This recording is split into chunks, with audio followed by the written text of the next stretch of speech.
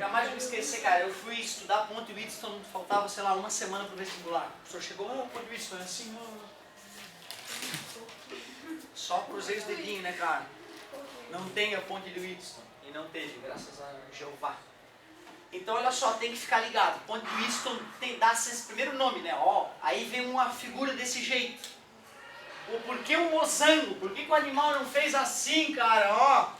Ou seria tão bonitinho, dois caras em série que estão em paralelo com outros dois caras em série, né? Aí faz um losango, ó, parece uma coisa meio maçônica, né? Então não tem nada demais, é uma coisa boba de fazer, só precisa de 4 resistores, tu vê, um pouquinho de fio, uma bateria, tu emenda um resistor no outro, emenda um resistor no outro, pode ser lâmpada, tu vê? Lâmpada, lâmpada, lâmpada, lâmpada, bota ali na bateria, uau, tua primeira ponte Wheatstone. Não vai te adiantar nada fazer uma ponte Wheatstone assim do nada, não vai te ajudar em nada. O ideal seria que um desses resistores fosse variável, que tu pudesse mexer no valor dele. Como, professor? Fio não tem resistência elétrica? Pega um pedaço de fio, desencapa ele, pega outro pedaço de fio aqui, ó, certo? Se tu desliza um fio pelo outro, aumenta a quantidade de fio, aumenta a resistência. Se tu desliza um por cima do outro dessa maneira, diminui a quantidade de fio do circuito, diminui a resistência. Pode ser um fio desencapado, então, um resistor variável. Às vezes no laboratório é isso, por incrível que pareça. A falta de recursos faz com que o potenciômetro, que é um resistor variável, às vezes é um fio desencapado numa régua lá toda esquisita, e aí uma outra plaquinha metálica em cima do fio desencapado, que tu escorrega em cima de uma régua presa no fio. Coisa boba, assim. Então, às vezes a gente faz assim, ó, que é bem honestamente o que acontece no laboratório, entendeu? O resistorzinho está lá e tu pode deslizar o cursor em cima do resistor, aumentando a resistência ou diminuindo a resistência. Tranquilo? Tem até nome esse resistor variável, potenciômetro. Por que potenciômetro? Porque ele pode variar a potência dissipada, né? É assim que tu aumenta o volume e diminui o volume das coisas na tua vida, certo? Potenciômetro. Beleza. Ponte de Wheatstone. Tu vai pegar aquele instrumento, o galvanômetro que nada mais é que um amperímetro sensível, um amperímetro de grande precisão, pode ser chamado até de microamperímetro em alguns casos, né, porque ele mede o microampere. E tu viu onde é que eu instalei ele? Ó, bem no meio da ponte, bem no meio da ponte. O que é uma ponte de Wheatstone equilibrada? Eu vou ficar olhando para o galvanômetro e esse galvanômetro ele marca uma corrente elétrica passando por ele. Pode ser de cima para baixo ou de baixo para cima. Tem galvanômetro que tem um ponteiro no zero, pode medir para um lado ou para o outro. Tem galvanômetro que só mede corrente positiva. Então, galerinha, o negócio é o seguinte, ó. Eu fico olhando para o galvanômetro enquanto eu mexo nesse cara aqui. E fico olhando para ele e vou mexendo aqui até que aqui a corrente elétrica seja zero. Nesse caso, a gente diz que a ponte está equilibrada.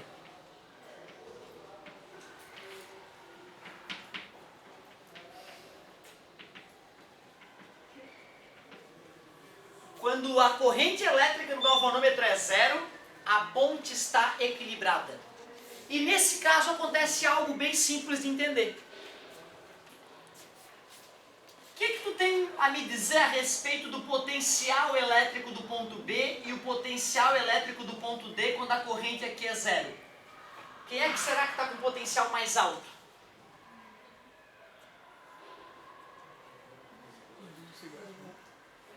Nenhum dos dois. Se esse cara tivesse um potencial maior, uma voltagem maior, a corrente elétrica seria empurrada para lá. Se esse cara tivesse uma voltagem maior, a corrente elétrica iria para cima. Se não tem corrente elétrica, a única explicação é que o potencial do ponto B tem que ser igualzinho ao potencial do ponto D. Concorda comigo? Daqui para cá, do ponto A para o ponto C, tem um certo potencial. Usando a relação famosa em nossas vidas, V igual a R, eu poderia dizer o seguinte, para o R1, VAB é igual a R1 vezes I1. Vai passar um I1 aqui, tudo bem para vocês? Certo? VAD, obrigado.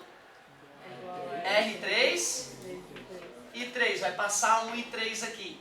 Já que não sobe nem desce corrente nenhuma, já que a ponte está equilibrada, qual é o nome da corrente que eu posso dar que vem por aqui?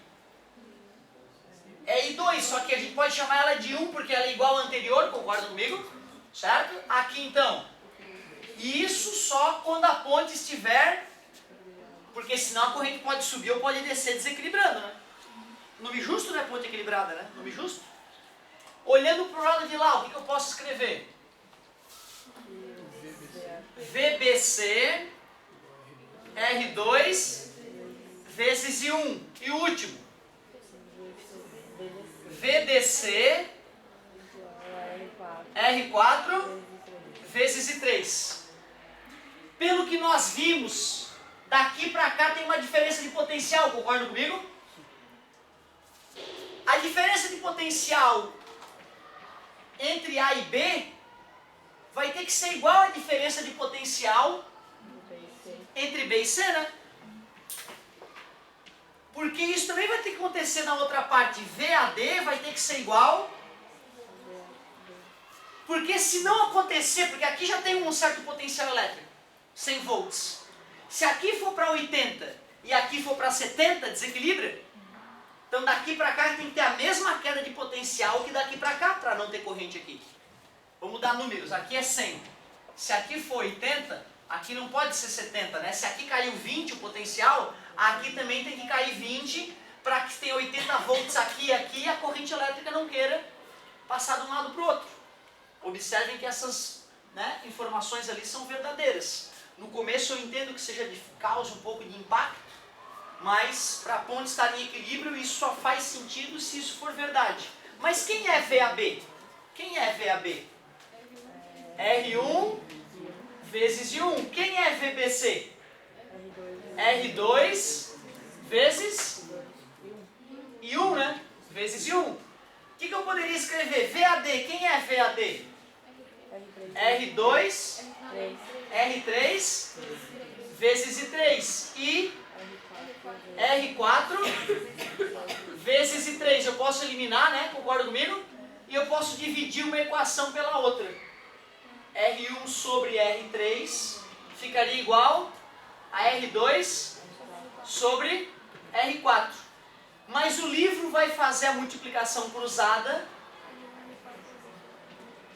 Outra, gente, ó, eu não precisava ter feito a prova para vocês, a prova matemática do que onde eu ia chegar. A apostila faz isso, eu aproveitei para fazer também. Na prática, meu querido, quando tu olhar essa figura estranha, o nome eu esqueço sempre, é Ponte de Wheatstone. Se ela estiver e ela estará, tu pode fazer o cruz. R1 vezes R4 é igual a R2. Pronto. Eu te dou 3 deles, tu acha que está faltando. Só isso. Então tu vê, eu só queria que tu me acompanhasse na dedução para tu ver que matematicamente o que eu estou te dizendo não tem nada de absurdo. Mas isso pode ser refeito depois com mais calma na hora que estiver mais maduro. Professor, deduz de novo a equação da ponte de Wheatstone, que eu ainda não confiei nela. O mais legal é que na próxima aula nós vamos aprender a resolver mesmo caso a ponte esteja desequilibrada. Nós vamos aprender uma técnica poderosa, chamadas no ensino médio erroneamente de leis de Kirchhoff, ou de Kirchhoff, para quem lê mais aportuguesadamente. Essas regras, que é o próximo capítulo, nós vamos detonar. Qualquer tipo de circuito elétrico que apareça, a gente vai conseguir resolver depois da próxima aula. Hoje, se a ponte de Wheatstone desequilibrasse, eu teria que te pedir, não, vamos esperar a próxima aula para poder resolver ela.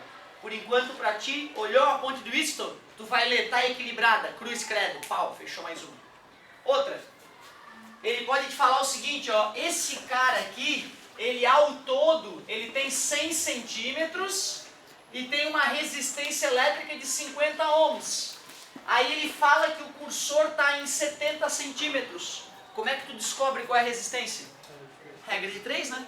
Tudo bem para vocês? Faz a regrinha de 3, tu descobre a resistência. É outra coisa que eles pedem direto em questão de ponte de Wheatstone. Se lembrou que amperímetro é em série, resistência nula, idealmente falando. Voltímetro é em paralelo, resistência infinita. Multímetro faz tudo. Ohmímetro mede ohm. E esse aqui é um bom ohmímetro. Ó. Por que a ponte de Wheatstone é um bom ohmímetro? Porque imagina que eu conheço esse conheço esse e conheço esse. Inclusive ele é variável. Eu conheço como ele varia. Só não sei quem é esse. Faço a ponte de Wheatstone, equilíbrio, concordas? Faço por escreve, descubro o desconhecido. Aí eletronicamente o ohmímetro já faz tudo isso para ti, né? Mas para que tu entenda a física de verdade, no laboratório tu vai fazer na unha. Fazendo a unha, vai mexer num ponte de Wheatstone toda abertona na tua frente para tu entender o que está acontecendo. Vou te confessar que às vezes eles fazem de uma maneira tão atabalhoada e tão rápida, né? Que se o cara não tem uma base boa anterior, o cara fica a ver navios. E mesmo tendo lá a ponte de vista na tua frente, tu não sabe o que está acontecendo. Agora é contigo, meu querido. Aliás, galvanômetro falei, ohmímetro, fechou? É isso, é isso. Deixa eu até dar uma folhada na humildade aqui, ver se eu esqueci de algum detalhe. É isso. Podes fazer, nesta bela tarde para aprender física, 10 e 11. 2 páginas bonitas, ó. E aí as regrinhas do Kiki, né, as regras do Kirchhoff, a gente vê na próxima aula.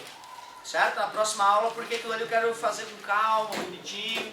Não quero que a gente esteja com pressa e quero que tu já exercite no mesmo dia que eu falar, porque esse começo ali é importante. Aprendeu o Kiki, meu querido, a regrinha do Kiki, fechou. Aí não vamos mais ter problema em física C.